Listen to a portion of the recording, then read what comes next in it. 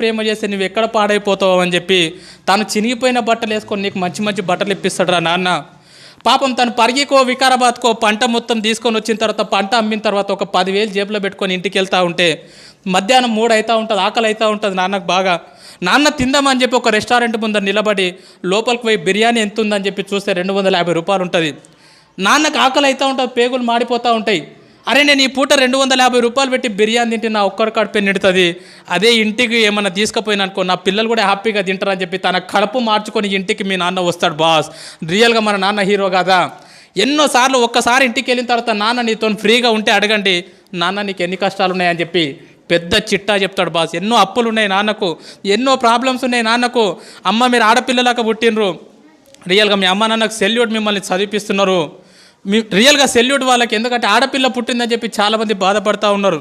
ఆడపిల్ల పుట్టినా సరే చదివిస్తున్నారు, రేపు పొద్దున నీ పెళ్ళి ఎట్లా చేయాలని చెప్పి ఇప్పటి నుంచి ఆలోచిస్తారమ్మ. పాపము నా కూతురికి ఎలాంటి భర్తను తీసుకురావాలి, ఎంత కట్నం ఇవ్వాలి, ఎంత బంగారం పోగు చేయాలని చెప్పి పాపం నాన్న పిచ్చోన్లాగా బయట నీ కోసం కష్టపడుతున్నాడు రా.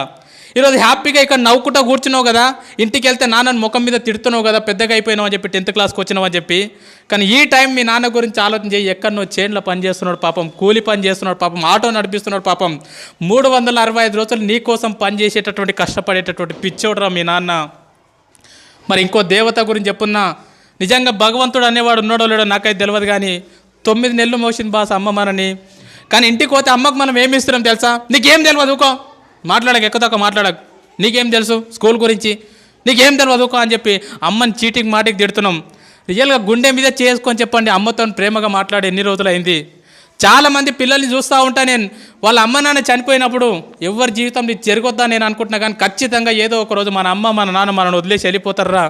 ఎందుకంటే పెద్దగా అవుతూ ఉంటారు, వయసు ఎక్కువ అవుతూ ఉంటుంది కాబట్టి ఏదో ఒక రోజు మన అమ్మ మన నాన్న మనల్ని వదిలేసి వెళ్ళిపోతారు. అమ్మ నాన్న లేని వాళ్ళని అడగండి, వాళ్ళ విలువ ఏందో చెప్తారు. నాన్న లేని వాళ్ళు ఎవరున్నారా ఇక్కడ, వాళ్ళని అడగండి నాన్న లేని జీవితం ఎంత ఘోరంగా ఉంటుందో. నాన్న లేని వాళ్ళని అడగండి, ఎవరైనా పిల్లల్ని వాళ్ళ నాన్న దొరకపోతే వాళ్ళకి అనిపిస్తుంది, అరే మా నాన్న ఉంటే ఇట్లా తీసుకుపోతుండేనేమో, మా నాన్న ఉంటే స్కూల్కి వస్తుండేనేమో నా గురించి అని చెప్పి చాలా బాధ అనిపిస్తుంది. మరి ఈ రకంగా ఒక తల్లి 9 నెలలు మోస్తుంది మీ అమ్మని ఇంటికి పోతే మనం చీటికి మాటికి తిడుతూ ఉన్నాం, చీటికి మాటికి కసురుకుంటా ఉన్నాం, నీకేం తెలియదు అంటున్నాం. 9 నెలలు కడుపులో మోసేటప్పుడు ఎన్నో హాస్పిటళ్ళు తిరిగింది, ఎన్నో గుడులు తిరిగింది, ఎన్నో మందులు మింగింది, తనకు ఇష్టం లేని ఫుడ్ తీసుకున్నది అమ్మ.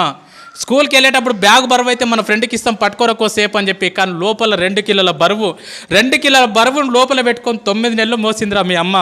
ఆడపిల్లవో తెలియదు, మగపిల్లగాడవో తెలియదు, అందంగా ఉన్నవో తెలియదు, వికారంగా ఉన్నవో తెలియదు, పుట్టిన తర్వాత వాళ్ళని చూసుకుంటావో తెలియదు, చూసుకోవో తెలియదు. కడుపులో ఉన్నప్పుడు ప్రతిరోజు మురిసిపోయింది, నా కొడుకు ఇట్లుంటాడేమో, నా కూతురు ఇట్లుంటుందేమో అని చెప్పి. 8 నెలల టైం లోపల నువ్వు ఆడుతూ ఉంటే అమ్మ పేగుని గట్టిగా తన్నినప్పుడు విపరీతమైనటువంటి నొప్పి. లేచి ఒక్కసారి కన్నీళ్ళు దూడ్చుకొని పక్కకు నాన్న ఉంటే నాన్న నిద్రలకి లేపి లోపల బాబా ఆడుకుంటున్నారు తెలుసా, లోపల పాప ఆడుకుంటుంది తెలుసా అని చెప్పి మురిసిపోయిందిరా మీ అమ్మ. 9 నెలలు నిన్ను మోసిన తర్వాత ఈ ప్రపంచం లోపలికి నిన్ను తీసుకొచ్చేటప్పుడు మీ అమ్మ నిన్ను ఈ ప్రపంచం లోపలికి ఎట్లా తీసుకొస్తుంది తెలుసా? 2 రకాలుగా తీసుకొస్తుంది బాస్. ఒకటి caesarean delivery, 2 normal delivery. Caesarean delivery అంటే ఏందో తెలుసా బాస్? రియల్గా నా జీవితంలో నేను డిగ్రీలో ఉన్నప్పుడు నాకు అపెండిక్స్ ఆపరేషన్ అయింది. 3 కుట్లు పడితే 3 నెలలు ఇబ్బంది పడ్డా నేను. 3 కుట్లకు 3 నెలలు ఇబ్బంది పడ్డా. సిజేరియన్ డెలివరీ అంటే తల్లి తన కడుపును మొత్తం కోయించుకొని నిన్ను ఈ ప్రపంచం లోపలికి తీసుకొస్తుందిరా. డాక్టర్ అంటాడు, అమ్మ నీ కడుపు మొత్తం కోసి బిడ్డను బయటికి తీయాలంటే ఇప్పటి వరకు ఏ తల్లి కూడా నాకేం కావద్దు అని చెప్పి ఏ తల్లి చెప్పలే. డాక్టర్ ఏమైనా పర్లేదు, కడుపులో ఉన్న బిడ్డకి ఏం కావద్దు డాక్టర్ అని చెప్పినటువంటి గొప్ప దేవతరా మీ అమ్మ. ఆ రకంగా నీకు సిజేరియన్ డెలివరీ ద్వారా నీకు జన్మనిచ్చింది మీ అమ్మ. సిజేరియన్ డెలివరీ కాకుండా నార్మల్ డెలివరీ, మ్యాక్సిమం మీ తల్లులు నీకు ఎక్కువ నార్మల్ డెలివరీ ఇచ్చి ఉంటారు. నార్మల్ డెలివరీ అంటే ఏం తెలుసా? ఒక్కసారి ప్లీజ్ అందరు ఇట్లా గిల్లుకోండి, ఒక్కసారి ప్లీజ్ గిల్లుకోండి అందరు, ఒకసారి కంపల్సరీ గిల్లుకోవాలి అందరు. గిల్లుకున్నారా?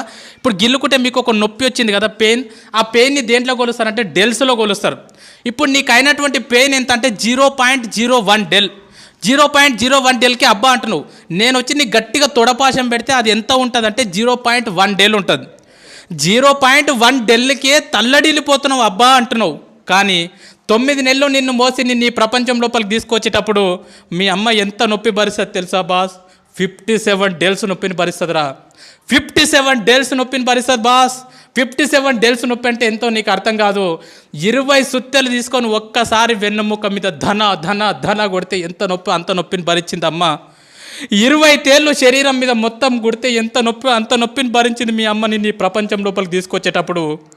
ఒక కాయని తీసుకెళ్ళి ట్రైన్ పట్టాల మీద పెడితే ఎంత విస్తరిస్తుందో అంత నొప్పిని భరించింది అమ్మ. అంత నొప్పిని భరించి 9 నెలల తర్వాత అరుపుల మధ్యలో, కేకల మధ్యలో మొత్తం నేలకేసి కొట్టుకున్నది, గింజుకున్నది, గొంతు పోయేటట్లు అరిచింది. లేబర్ రూమ్లో జన్మనిచ్చింది బాస్.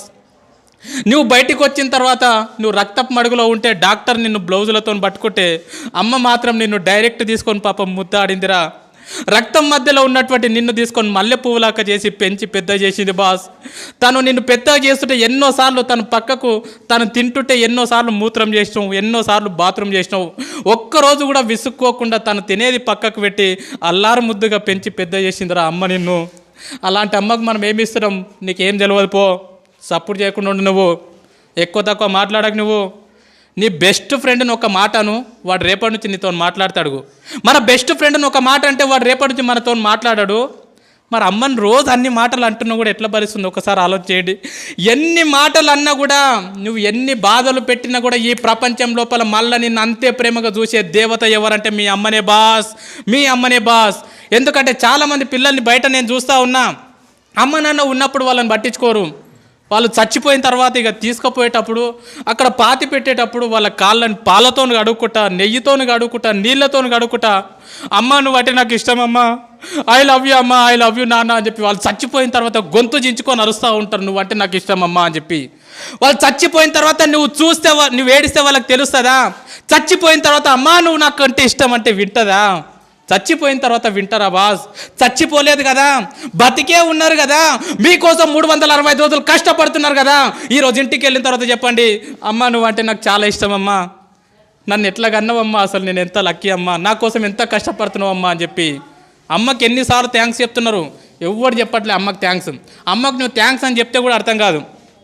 మరి మన కోసం ఇంత కష్టపడి మనని ఈ ప్రపంచం లోపలికి తీసుకొచ్చినటువంటి మన అమ్మ నాన్నని మనం సంతోషపెట్టాలంటే మనం చేయాల్సినటువంటి చిన్న పని మంచిగా చదువుకోవడమే. నువ్వు ఈరోజు మంచిగా చదువుకొని అన్ని పాస్గా ఇదే టీచర్లు మీ ఊరికి వచ్చినప్పుడు అబ్బా నీ కొడుకు బాగా పాస్ అయింది అమ్మ, నీ కూతురు బాగా పాస్ అయిందంటే ఆ నొప్పిని మొత్తం మర్చిపోతుందిరా అమ్మ. అరే నా కొడుక నా కూతురు, అరే సారులు గొప్ప చెప్పిర్రు అని చెప్పి. ఆల్రెడీ అమ్మ కడుపు కోతబెట్టి ఈ ప్రపంచం లోపలికి వచ్చినాం. రేపు పొద్దున కాలేజ్ చేస్తుంటేనో ఇంకేదో చేస్తుంటో ఎవరో పరిచయం అయ్యారని చెప్పి ముఖం తెలియని వాళ్ళతో ఇంట్లోకి వెళ్ళిపోయి అమ్మ నాన్న గుండెల మీద దాన్ని వెళ్ళిపోవద్దురా. ఎంతమందిని చూస్తున్నాం బయట, యూట్యూబ్లో చూస్తున్నాం, దాంట్లో దీంట్లో చూస్తున్నాం. ఎవరో ముఖం తెలియనోడు పరిచయం అయితే 2 సంవత్సరాల పరిచయానికి అమ్మ నాన్నని కాదంటున్నారు. వద్దుపో, మీరు వద్దు, నాకు వీడే కావాలి.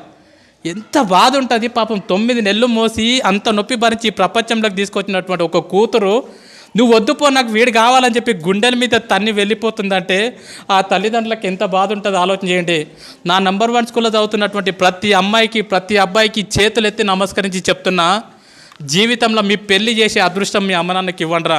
మీ పెళ్లి చేసే అదృష్టం మీ అమ్మ నాన్నకి ఇవ్వండి. రేపు పొద్దున మీ పెళ్లి చేసే టైంకి ఊరు తిరగాలి నీకోసం, నా కూతురుకు అబ్బాయి కావాలని చెప్పి, నా కొడుకుకు అమ్మాయి కావాలని చెప్పి ఊరు తిరగాలి.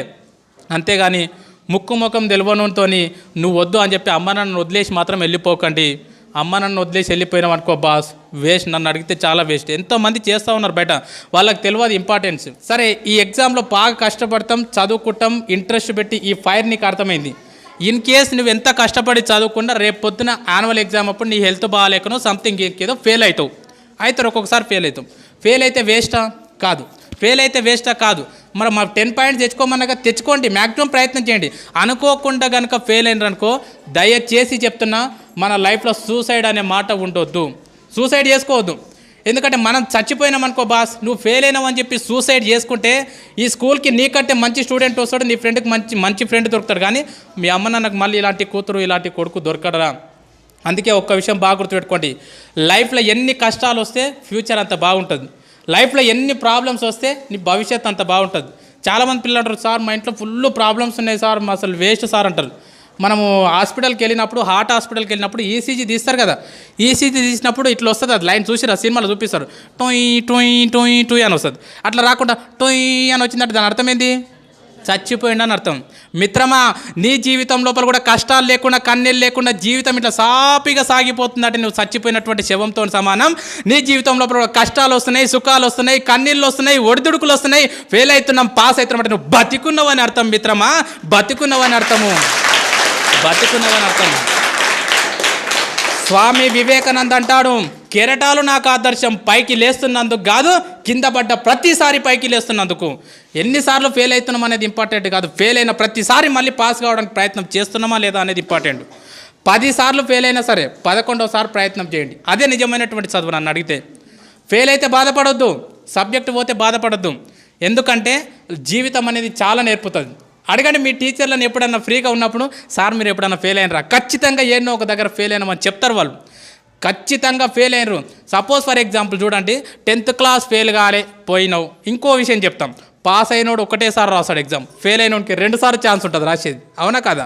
సో 10th క్లాస్ ఫెయిల్ అయినావు, హ్యాపీగా వెళ్ళిపోయినావు, ఇంటర్మీడియట్ మంచిగా నడిచిపోయింది, డిగ్రీ మంచిగా నడిచిపోయింది, ఇంకేదో నడిచిపోయింది, నీ జీవితంలో ఎక్కడ ఫెయిల్యూర్ లేకుండా ఇట్లా జీవితం సాఫీగా సాగిపోతుంది. రేపు పొద్దున జాబ్ చేసేటప్పుడు నీకు ఫెయిల్యూర్ వచ్చింది అనుకో, ఖచ్చితంగా హార్ట్ అటాక్ వచ్చి స్పాట్లో చచ్చిపోతావు నువ్వు. ఎందుకంటే ఇంక ఫెయిల్యూర్ అంటే తెలియదు, ఓటం అంటే తెలియదు. అందుకే నేనేం చెప్తానంటే చాలామంది పిల్లలకు ఆటలు ఆడమని చెప్తాం. ఆటలు ఆడడం అనేది ప్రైవేట్ స్కూల్లో ఏడుంటుంది మిత్రమా, ఇలాంటి గవర్నమెంట్ స్కూళ్ళలో మాత్రం ఉంటుంది. ఏ స్కూల్కు గ్రౌండ్ ఉన్నా చూడండి, ఏ స్కూల్కు గ్రౌండ్ లేకుంటుంది.